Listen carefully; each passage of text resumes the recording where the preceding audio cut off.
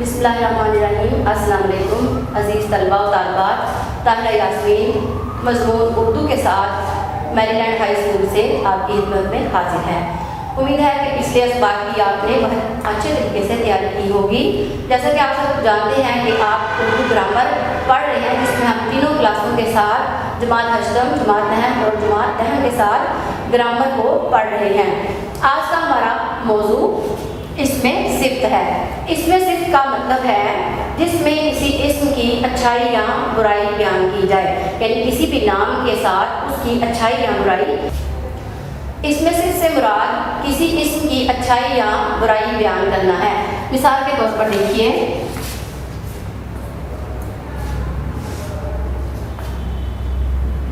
इसमें किसी इस्म की अच्छाई या बुराई बयान की जाती है। अब जरूरी नहीं है कि इसम की सिर्फ खूबी ही हो, बल्कि अच्छाई या बुराई भी हो सकती है।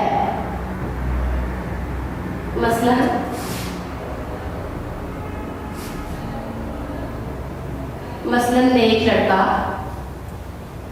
अब लड़का इसम है और नेक उसकी सिफ्त है या खूबी है, यानी उसके अंदर ये सिफ्त पाई जाती है, खूबी पाई जाती है कि वो एक नेक लड़का है। अब जिस चीज़ की सिफ्त बयान की जाएगी उसे मौसूफ कहते हैं। नेक सिफ्त है और लड़का मौसूफ है, यानी जिसकी सिफ्त बयान की जाएगी उसे हम उर्दू ग्रामर में मौसूफ कहते हैं।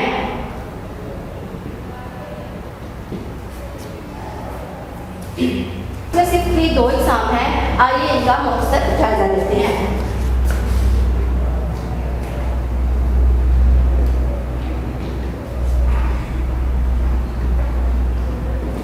इसकी दो इकसाम है, सिफ्ते असली और सिफ्ते निस्बती।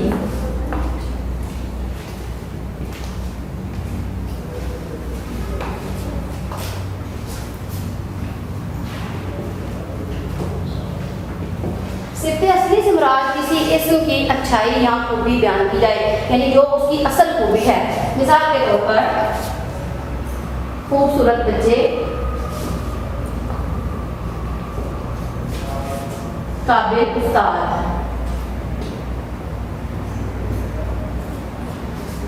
इसमें इस इस्म की खूबसूरती को बयान किया गया है, सिफ्त को बयान किया गया है, इसकी खूबी या अच्छाई को बयान किया गया है, और जो इसकी हकीकी सिफ्त बयान की गई है उसे सिफ्ते असली कहा जाता है।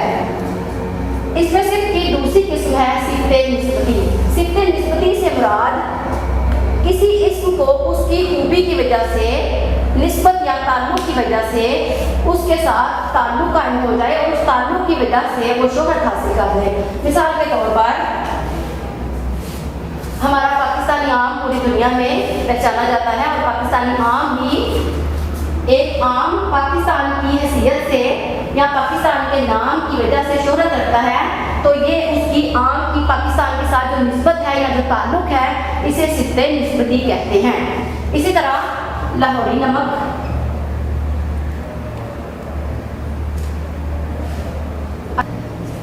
जी लाहौरी नमक लाहौर की वजह से शोहरत हासिल करता है।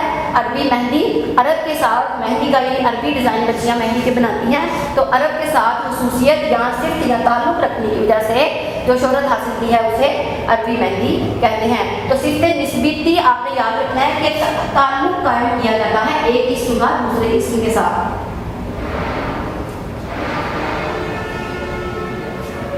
इसमें सिफ्त के 3 दर्जे हैं।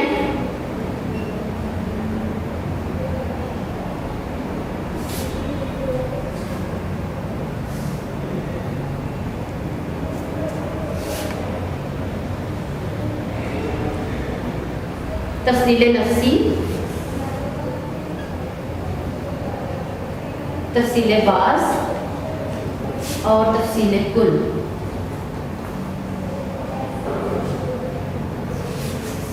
आइए इनका तफसील से जायजा लेते हैं।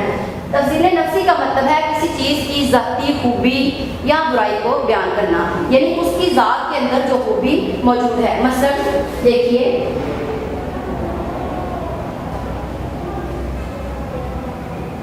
किसी की ज़ाती खूबी जो बिला मुकाबला, यानी उसका किसी के साथ कोई मुकाबला ना हो, जो बिला मुकाबला बयान की जाए, उसे तफसीले नफ्सी कहते हैं। यानी नफ्स उसकी ज़ात के बारे में यहाँ पर लफ्ज़ इस्तेमाल किया जा रहा है बिला मुकाबला, यानी दो ज़ातों का आपस में मुकाबला नहीं है बल्कि बगैर मुकाबले के उसकी तारीफ की जा रही है। मसलन ऊंचा दरख्त,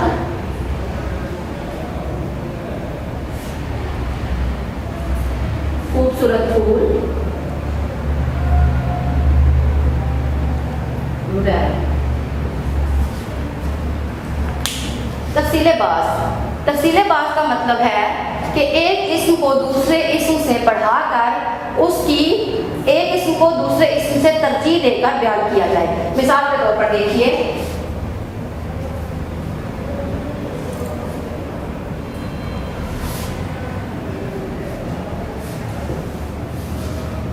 किसी दूसरे इस्म के साथ उसका मुकाबला किया जाए या एक को दूसरे पर बढ़तरी या तरजीह दी जाए, एक को दूसरे से बढ़कर बयान किया जाए। इसकी मिसाल देखते हैं। मसलन इसमें से इसका पहला दर्जा देखिए बद, एक बुरे इंसान को कहते हैं। इसका दूसरा दर्जा देखिए बदतर, तफसीले बास में आ जाएगा, यानी एक से दूसरा ज्यादा बुरा है। और तफसीले कुल बदतरीन। तो ये इसमें सिर्फ के 3 दर्जे हैं जिनको आपके मारूफी सवालात में आपसे पूछा जाएगा कि इसमें सिर्फ के कितने दर्जे हैं। नीचे आपके पास मुंतहिब जवाबात होंगे जिनके ऊपर आपने दुरुस्त का निशान लगाना होगा। तफसीले कुल में एक इस्म को सारे अस्मा से बढ़ाकर बयान किया जाता है। मिसाल के तौर पर अगर क्लास के बच्चे बहुत अच्छा काम कर रहे हैं और उनमें क्लास का एक बच्चा बेहतरीन काम कर रहा है तो आप कहेंगे कि वो पूरी क्लास में बेहतरीन है। तो सबसे पहले देखिए, इसकी एक इस्म को तमाम पर फौकियत हासिल हो।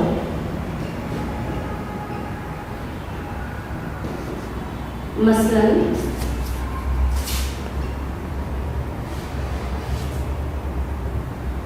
बेहतरीन, यानी सारी क्लास में एक बच्चा काम अच्छा कर रहा है तो उसे आप कहेंगे वेल डन, बेहतरीन, उसने बहुत अच्छा काम किया है। तो ये तफसील कुल है। इसम का एक दर्जा ये भी है इसमें सिफ्त का कि सिफ्ते ज़ाती या इसे सिफ्ते मुशब्बा भी कहते हैं। तो ये जहाँ पर मैं आपके 2 नाम लिख रही हूँ, आपके मारूफी सवालात में कोई सा भी एक नाम आपके मारूफी सवाल में पूछा जा सकता है, इसलिए दोनों नामों का आपने बगौर जायजा लेना है। सिफ्ते ज़ाती या सिफ्ते मुशब्बा। सिफ्ते ज़ाती ऐसी सिफ्त को कहते हैं, ऐसी खूबी को कहते हैं जो आपकी ज़ात में रच बस जाती है और वो आपकी ज़ात का हिस्सा बन जाती है। मसलन एक शख्स बहुत अच्छा काम कर रहा है, बहुत अच्छा है, सच्चा है, ईमानदार है, तो लोग उसका असल नाम भूल जाएंगे और उसको ऐसे नाम से पुकारेंगे जैसे आप सल्लल्लाहु अलैहि वसल्लम मोहम्मद अरबी अपना असल नाम जो था वो खो चुके थे और सादिक और अमीन के नाम से ही जाने जाते थे। इसी तरह ऐसा शख्स जो बहुत शरीफ हो, दयानतदार हो, तो उसे शरीफ, रजील, बखील कहा जाएगा। यानी ये लोग जो हैं अपने उस नाम से जो उनकी जात का हिस्सा बन चुका है उससे पहचाने जाएंगे। इसको हम कहते हैं सिफ्ते ज़ाती, जो उनकी ज़ात का हिस्सा बन चुकी है। अजीज़ तलबा, उम्मीद है कि आज का सबक आपको अच्छे तरीके से ज़हन नशीन हो गया होगा। अगर आपको सबक के दौरान किसी मुश्किल का सामना हो तो आप दोबारा पूछ सकते हैं। अजीज़ तलबा, उम्मीद है कि आज का सबक अच्छे तरीके से आपको ज़हन नशीन हो गया होगा। आइए इसका एक दफ़ा फिर मुख्तसर सा जायज़ा लेते हैं। इसमें सिर्फ किसी भी इस्म की अच्छाई या बुराई को बयान करने को कहते हैं।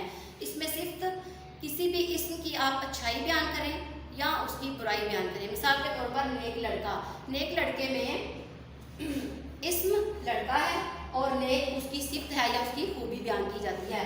अब उर्दू ज़बान में हम क्या करते हैं कि सिफ्त पहले आती है और मौसूफ बाद में आता है, लेकिन अरबी और फारसी ज़बान में इसके बरअक्स होता है। जैसे मिसाल देखते हैं, अर्रजुलु सालिहु, अर्रजुलु आदमी, सालिहु नेक। अब यहाँ पर उसके बरअक्स आदमी पहले और नेक उसकी जो सिफ्त है वो बाद में बयान की गई है। इसमें सिर्फ 2 अक़साम हैं, सिफ्ते असली और सिफ्ते निस्बती। सिफ्ते असली से मुराद है किसी चीज़ की असल या हकीकी खूबी बयान की जाए। मिसाल के तौर पर खूबसूरत बच्चे, काबिल असातिज़ा, ज़हीन बच्चे वगैरह, खूबसूरत फूल, कोई भी आप मिसालें इसकी ले सकते हैं। सिफ्त निस्बती, ऐसा इस्म जिसको किसी ताल्लुक़ की वजह से शोहरत हासिल हो जाए या उसके साथ ताल्लुक़ कायम हो जाए, उसे सिफ्त निस्बती कहते हैं। मिसाल के तौर पर पाकिस्तान के आम पूरी दुनिया में बहुत मशहूर हैं, गखड़ की दरियाँ, छुरी, चाकू वज़ीराबाद के मशहूर हैं। तो वो ताल्लुक़ जो कायम हो जाता है, इस ताल्लुक़ और निस्बत की वजह से वो जो चीज़ शोहरत हासिल कर लेती है, उसे सिफ्त निस्बती कहते हैं। मिसाल के तौर पर पाकिस्तानी आम, लाहौरी नमक, अरबी मेहंदी वगैरह। इसमें सिर्फ के 3 दर्जे हैं, तफसील लफ्सी, तफसील कुल और तफसील बाज। तफसील लफ्सी में किसी की ज़ाती खूबी या सिफ्त बयान की जाए, यानी बिला मुकाबला बयान की जाए, किसी के साथ उसका मुकाबला नहीं किया जा रहा, उस चीज़ की असल और हकीकी खूबी या बुराई बयान की जा रही है। ऊंचा दरख्त, खूबसूरत फूल वगैरह, यानी यहाँ पर किसी के साथ उसका मुकाबला नहीं किया जा रहा।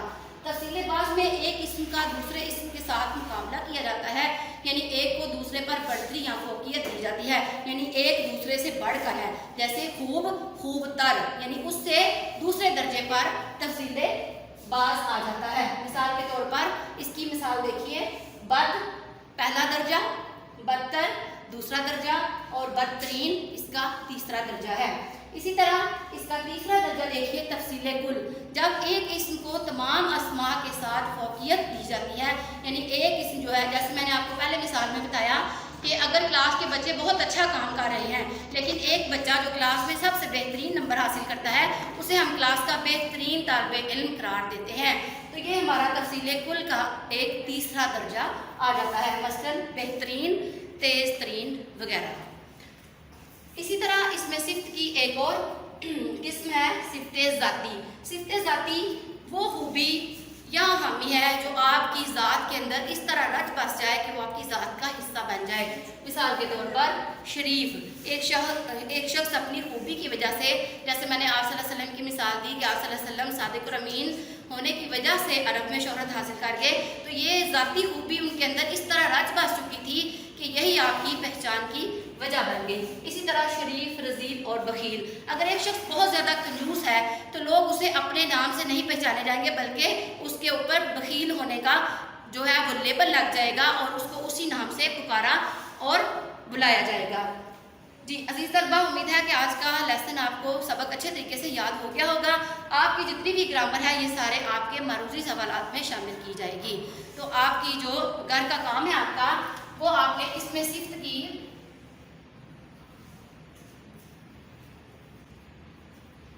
तमाम अक़साम के मरूजी सवालात आपने 5-5 बनाने हैं।